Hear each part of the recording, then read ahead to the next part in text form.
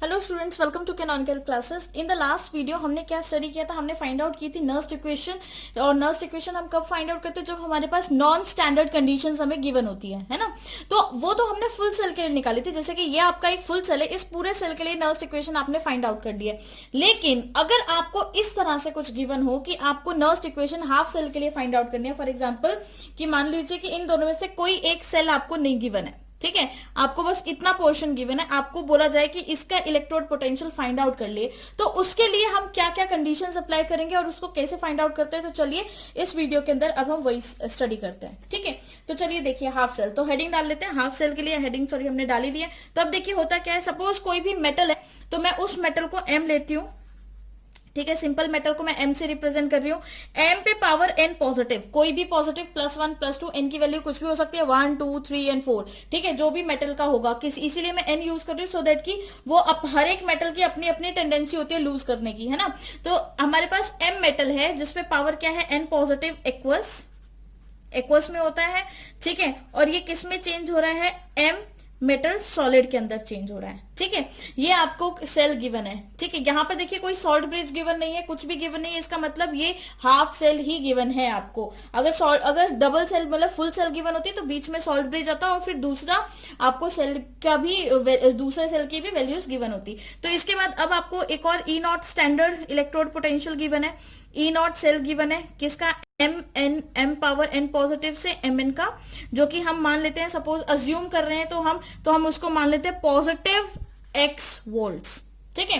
कितना अज्यूम करके चलेंगे उसको, पॉजिटिव एक्स वोल्ट्स, ये हमने अज्यूम किया है। और यहां पर जो हमारे पास कंसंट्रेशन है, concentration is not equal to 1, यहां पर जो कंसंट्रेशन है वो 1 के इक्वल नहीं है। अब यहीं से हमारा जो मेन फंडा स्टार्ट होता है कि अगर हमारी concentration is not equal to 1, इसका मतलब ये कंडीशन कैसी हो गई, नॉन स्टैंडर्ड कंडीशन है, नॉन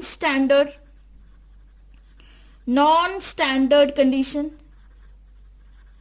और ये जो नॉन स्टैंडर्ड कंडीशन है, इसका मतलब क्या है कि नॉन स्टैंडर्ड कंडीशन जहां पे भी आ जाती है, we have to apply which equation, Nernst equation. मतलब हमें यहां पे कौन सी इक्वेशन अप्लाई करनी है, नर्स्ड इक्वेशन, है ना। जब भी नॉन स्टैंडर्ड कंडीशंस आपको देखने को मिल जाती हैं, we will apply Nernst equation,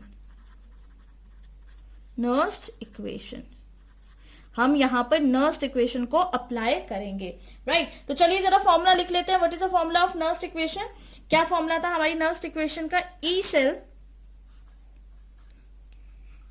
cell is equal to E naught cell minus 0.059 upon N log 10Q, है ना, लॉग Q, यही वैल्यू है, यही आपकी नर्स्ड इक्वेशन थी जो हमने फाइंड आउट की थी फॉर होल सेल, पूरे सेल के लिए। अब देखिए यहां पर अब हमें क्या करना है कि ये इक्वेशन के अंदर हमें Q को हमें और क्या लिख सकते हैं, Q हमारा एक्चुअल में होता क्या है, दिस इज क्वोशिएंट, ये हमारा क्या है, हमारा रिएक्टेंट क्वोशिएंट है। और ये रिएक्टेंट क्वोशिएंट हमने केमिकल इक्विलिब्रियम में बहुत डीपली स्टडी किया है। तो मैं इसको इस तरह से भी लिख सकती हूँ, E cell is equal to E naught cell minus 0.059 divided by N log product upon reactant, P representing your product, R representing your reactant, या इसको पूरा ही लिख देते हैं, product upon रिएक्टेंट, क्योंकि काफी बच्चों को कंफ्यूजन हो जाती है कि P अपॉन R क्या है। तो अब आपको पता लग जाएगा क्या है कि प्रोडक्ट अपॉन रिएक्टेंट। अब यहाँ पे एक चीज नोटिस करिए, देखिए जब आपको ये गिवन है तो आपको क्या क्या फाइंड आउट करना है। यहाँ पे हम ई सेल की वैल्यू निकालेंगे, हमें क्या, calculation the Nernst equation for half cell. तो हाफ सेल की तो टोटल हमें फाइंड आउट करने की, मतलब हमें ये फाइंड आउट करना है। तो ये फाइंड आउट करने के लिए सबसे पहले तो हमें ये पता होना चाहिए, देन एन की वैल्यू पता होनी चाहिए, एंड एट लास्ट हमें प्रोडक्ट अपॉन रिएक्टेंट के रेशो की जो भी वैल्यू आएगी, इसकी मतलब क्यू की वैल्यू है, वो हमें पता होनी चाहिए, ठीक है। अगर हम इन सभी चीजों को फाइंड आउट कर लेंगे तो हमारे पास ई नॉट सेल आ जाएगा आराम से, सिर्फ वैल्यूज पुट करनी है। तो अब हमें पता है कि ये रिएक्शन, मतलब जब ये पर्टिकुलर रिएक्शन हो रही है, ध्यान देना, जब ये पर्टिकुलर रिएक्शन आपकी हो रही है तो वो रिएक्शन एक्चुअल में हो क्या रही है कि एम एन पॉजिटिव से किस में चेंज हो रहा है, एम में चेंज हो रहा है। तो रिएक्शन, जब तक हमें रिएक्शन नहीं पता होगी, हम नंबर ऑफ इलेक्ट्रॉन्स, मतलब N is a total number of exchange electrons, है ना, कितने इलेक्ट्रॉन्स लूज या गेन हो रहे हैं वो इलेक्ट्रॉन्स होगा आपका एन। तो नेट इलेक्ट्रॉन्स हम कैसे फाइंड आउट करेंगे? तो सबसे पहले हम रिएक्शन लिखते हैं। रिएक्शन क्या है? एम पे power N positive, suppose M पे पावर एन पॉजिटिव, ये आपके पास कंपाउंड है, ठीक है। इसमें आपने कितने इलेक्ट्रॉन्स ऐड कर दिए? एन इलेक्ट्रॉन्स, क्योंकि एन पॉजिटिव है तो आपने एन इलेक्ट्रॉन्स ऐड किया। अब ये है एक्वस और ये मिलके क्या बना रहा है? इसने जो प्रोडक्ट बनाया दैट इज एम सॉलिड। इसने क्या बना दिया? मेटल सॉलिड, ये सॉलिड मेटल बना दिया, ठीक है। तो जो टोटल रिएक्शन है वो क्या है? एम पे power N positive plus N electrons gives M positive. तो यहां पर देखिए, यहां पर ध्यान दीजिए कि जो हमारे पास एन की वैल्यू है वो तो आ गई, कितने इलेक्ट्रॉन्स आ गई? यहां पर N is equal to 1 electron. क्या वैल्यू आई एन की? 1 वैल्यू आ गई। एन की वैल्यू यहां से हमने क्या फाइंड आउट कर ली? Value of N is equal to total 1, क्योंकि यहां पर 1 electron is participating in the reaction. यहां पर एक ही इलेक्ट्रॉन रिएक्शन के अंदर पार्टिसिपेट कर रहा है, ठीक है। अब वहीं पे अब हम देख लेते हैं log product upon reactant. Product upon reactant हम टोटल एक साथ ही लिख लेते हैं। चलिए तो चलो वैल्यूज पुट करें हम। अब डायरेक्ट हम वैल्यूज पुट करते हैं इसको रिएक्शन के अंदर। तो देखिए हमने क्या क्या वैल्यूज पुट करनी है, स्टार्ट करते हैं। देखिए ई हमारे पास जो हमने फाइंड आउट करना था, एम एन पॉजिटिव से एम एन, यही था, ठीक है। किसके इक्वल होगा? इज इक्वल टू, हम इसकी वैल्यू क्या पुट करेंगे? इसकी वैल्यू हमें एक्स गिवन थी, X minus 0.059 divided by N, ठीक है। तो एन की वैल्यू हम यहाँ पे 1 इलेक्ट्रॉन या फिर एन इलेक्ट्रॉन ही डालें। हम एन इलेक्ट्रॉन्स ही डालते हैं, उसको 1 इलेक्ट्रॉन्स नहीं करते हैं, क्योंकि हम यहाँ पे अगर एन इलेक्ट्रॉन्स ही करेंगे तो N is equal to N electrons, ठीक है। तो 1 रखेंगे तो अभी हमारे मतलब प्रूव नहीं कर पाएंगे, हर एक के लिए अलग अलग वैल्यू होती है, तो अभी हम इसको एन ही लिखते हैं। तो 0.059 अपॉन एन, ठीक है। लॉग प्रोडक्ट अपॉन रिएक्टेंट था, प्रोडक्ट यहाँ पर क्या है? एम जो कि किसमें है? सॉलिड में, डिवाइडेड बाय एम किसमें है? जो कि हमें किसमें गिवन है? एक्वस में गिवन है, ठीक है। M N positive. और यहाँ पे हम स्टाइक्योमेट्रिक भी डालते हैं, तो इसकी स्टाइक्योमेट्री भी 1 है, इसके आगे भी 1 है, तो इसकी स्टाइक्योमेट्री भी 1 होगी और इसकी स्टाइक्योमेट्री भी क्या होगी? 1 हो गई, ठीक है। क्लियर है ये बात? तो अब हमें ये चीज हम लोगों ने वहां पर पढ़ी हुई है केमिकल इक्विलिब्रियम के अंदर, कि अगर मेरे पास इस तरह से कोई भी मेटल गिवन होता है, सॉलिड में गिवन होता है, तो उसकी जो हम वैल्यू है, जो हम उसकी कंसंट्रेशन है, वो यूनिटी लेकर चलते हैं, ठीक है। ये केमिकल इक्विलिब्रियम जो है वो रिवाइज करिए, वहां से आपको पता लगेगा। तो अगर मैं इसको यूनिटी ले लेती हूँ, तो मेरे पास क्या इक्वेशन बनेगी? और इसको मैं C1 पुट कर देती हूँ। सपोज मैंने जो ऊपर कंसंट्रेशन ली हुई थी दैट वाज C1, तो अगर मैं इसकी कंसंट्रेशन को सपोज करिए एम एन पॉजिटिव की जो मुझे कंसंट्रेशन गिवन थी वो क्या गिवन है? C1, ठीक है। मुझे ये कंसंट्रेशन गिवन है, तो अगर मुझे ये कंसंट्रेशन गिवन है तो इसकी जस्ट हमें क्या पुट करना है? हमें इसकी वैल्यूज पुट करनी है। तो अब देखिए वैल्यूज क्या आती है? E M N by M N is equal to X minus 0.059 divided by N log 1 upon C1। Isn't it? क्या ये नहीं होगी? बिल्कुल यही होगी कि mn की वैल्यू आपने C1 पुट कर दी और जो आपको m जो सॉलिड था वो आपको कितना पुट करना पड़ा? 1 पुट करना पड़ा। तो मतलब हाफ सेल के लिए जो आपकी इक्वेशन बनेगी वो ये इक्वेशन बनेगी। जब भी आपको हाफ सेल पूछ लिया जाए, आप बस इस डायरेक्ट इक्वेशन के अंदर वैल्यूज पुट कर देना और ये रिएक्शन आपको आंसर, मतलब ये इक्वेशन आपको आंसर फाइंड आउट करके दे देगी, ठीक है। एक क्वेश्चन सॉल्व करते हैं, उससे आपको ये कंसेप्ट और अच्छे से क्लियर हो जाएगा, ठीक है। सपोज आपको ई नॉट का जो मतलब electrode, standard electrode potential of किसी भी मेटल का, सिल्वर मेटल ले लेते हैं, Ag positive to Ag is equal to 0.80 volt, ठीक है। ये वैल्यू आपको लर्न नहीं करनी होती, ये वैल्यू आपको क्वेश्चन में गिवन होती है पहले से, ठीक है। और यहाँ पर आपको टेम्परेचर जो गिवन है दैट इज 298 केल्विन, टेम्परेचर आपको 298 केल्विन दे दिया गया है, ठीक है। और यहाँ पर Ag पॉजिटिव की जो कंसंट्रेशन है, Ag पॉजिटिव की जो कंसंट्रेशन है वो आपको कितनी गिवन है? 0.01 मोलर। वेरी इंपॉर्टेंट, कितनी कंसंट्रेशन गिवन है?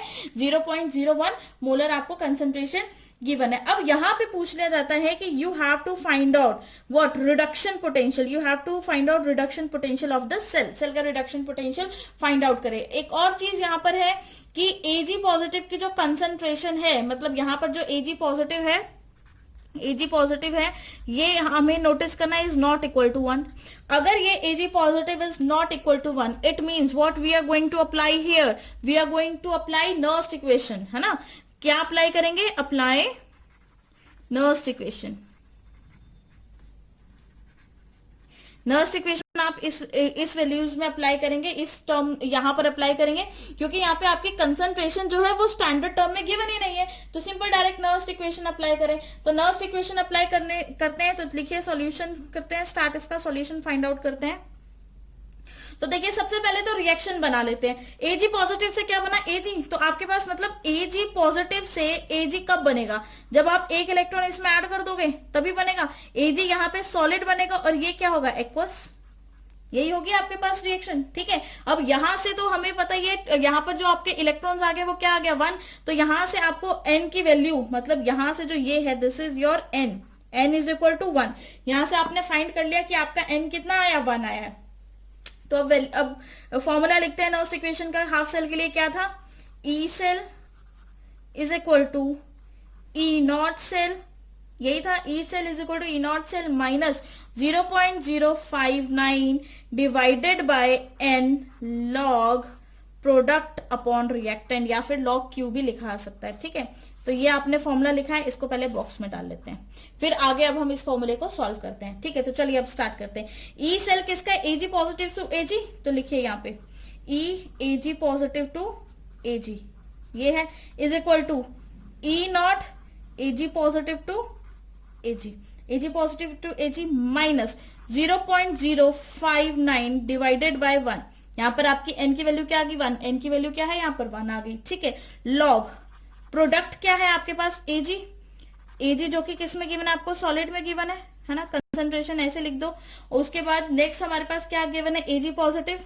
Ag पॉजिटिव जो है वो आपको किस में गिवन है, एक्वस में गिवन है, और इन दोनों की स्टाइक्योमेट्री 1 है. स्टाइक्योमेट्री मतलब इनके आगे जो बैलेंस करने के लिए जो हम लगाते हैं वो कुछ भी नहीं है, तो इट मीन्स वो क्या है, 1 है ना. वो क्या है आपका, 1 है. तो आपका Ag सॉलिड और Ag, अब हमें पता है कि अगर Ag आपके पास सॉलिड है तो इसकी कंसंट्रेशन किसके इक्वल हो जाएगी, यूनिटी हो जाएगी, 1 के इक्वल हो जाएगी, है ना. तो डायरेक्ट फॉर्मूले में आपने पुट करनी थी वैल्यू, अब सिंपल फॉर्मूले में पुट करो. इसकी वैल्यू आपको गिवन है, इसकी वैल्यू गिवन है, n आपको गिवन है, और इसकी आपको वो क्या बोलते हैं, इसकी कंसंट्रेशन गिवन है, दैट इज 0.01 मोल है. तो बस अब आपको क्या करना है, सिर्फ और सिर्फ वैल्यूज पुट करनी है और आंसर फाइंड आउट करना है. तो देखिए अब वैल्यूज कैसे पुट करेंगे. अब हमने क्या किया, इसकी वैल्यू 0.80 माइनस 0.059 डिवाइडेड बाय 1 लिखो या ना लिखो एक ही बात है ना. लॉग 1 अपॉन 0.01, लॉग 1 अपॉन 0.01 क्या होता है, यहां से अगर पॉइंट हटाओगे तो ऊपर 100 हो जाएगा कि नहीं. ठीक है, तो 100 को, अगर मुझे 100 को लिखना हो तो मैं इसको ऐसे लिख सकती हूँ, 10 पे पावर 2 बिल्कुल लिख सकते हैं. तो चलिए अब दोबारा से लिखते हैं इसको, 0.80 माइनस 0.059 लॉग 10 पे पावर 2, ये आपके पास आया. ठीक है, अब यहाँ पे लॉग का एक फॉर्मूला होता है कि सिंपली एक फॉर्मूला बताती हूँ कि जो आपका लॉग है, लॉग 10 पे पावर अगर x होती है या किसी पे भी पावर x होती है, तो वो क्या आता है, x आपका आगे आ जाएगा लॉग 10. क्या आ जाएगा, लॉग 10. और आपको पता होना चाहिए कि जो लॉग 10 की वैल्यू होते हैं वो इज इक्वल टू 1, है ना.